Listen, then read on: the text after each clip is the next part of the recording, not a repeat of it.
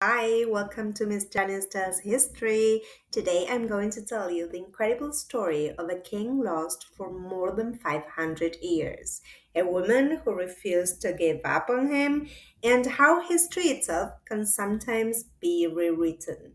It all begins in 1483. When King Edward IV died, his 12-year-old son was set to inherit the throne as Edward V. But then a scandal erupted. It was revealed that Edward IV had secretly been married before his marriage to Elizabeth Woodville. That meant all his children with Elizabeth were declared illegitimate. In an instant, young Edward lost his crown. His uncle Richard, Duke of Gloucester, stepped forward and became Richard III. But then the two princes, Edward and his younger brother Richard, vanished inside the Tower of London. Their disappearance became one of history's most enduring mysteries. Many accused Richard of murdering them to secure his throne. Shakespeare later turned him into the ultimate villain, the crooked-backed, ruthless tyrant of English drama. Now, it's crucial to understand that Richard III wasn't just any king.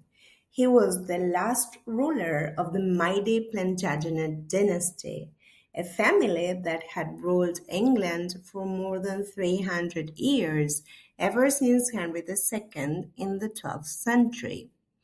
And Richard was the very last of them. His defeat in 1485 at the Battle of Bosworth ended not only his life, but an entire dynasty. The crown passed to Henry Tudor, who became Henry VII, and from that moment the Tudors rose. So, was Richard really the monster we've been taught to hate? Centuries later, Philippa Langley, a Scottish screenwriter and member of the Richard III Society, decided to investigate. She was convinced that Richard had been unfairly maligned by Tudor propaganda. Treating the mystery like a cold case, she and over 300 volunteers combed through records, maps, and chronicles. Their trail led them to the site of Greyfriars Priory in Leicester. The priory was long gone replaced by a car park. Standing there, Philippa felt a strange certainty that Richard was buried right beneath her feet. In 2012, excavation began, and in the very first trench, they found a skeleton. It wasn't just any skeleton, it was Richard III, killed in battle with wounds that matched Richard's last moments at Bosworth. And Langley's research didn't stop with Richard's grave. She and her team also reopened the mystery of the missing princess. For centuries, Richard has been accused, you heard well, present perfect, of killing his nephews in the tower. But the evidence doesn't really fit. Her team found signs that the boys were not killed immediately after Richard took the throne. There are even traces suggesting they lived on, at least for a time. Even more striking, their mother, Elizabeth Woodville, eventually made peace with Richard, and she even placed her daughters in his care. I mean, she would trust him with their safety. So if she had truly believed he had murdered her sons, would she have done that?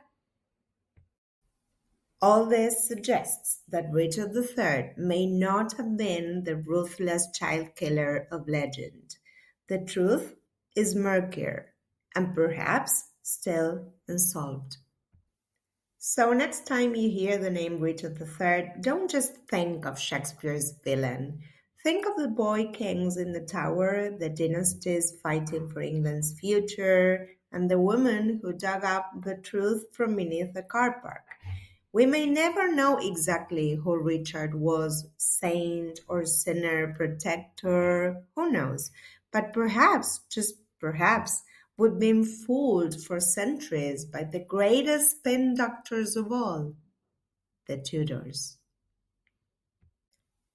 This was Miss Janice Tells History. Thank you for listening, and until next time, keep your curiosity alive.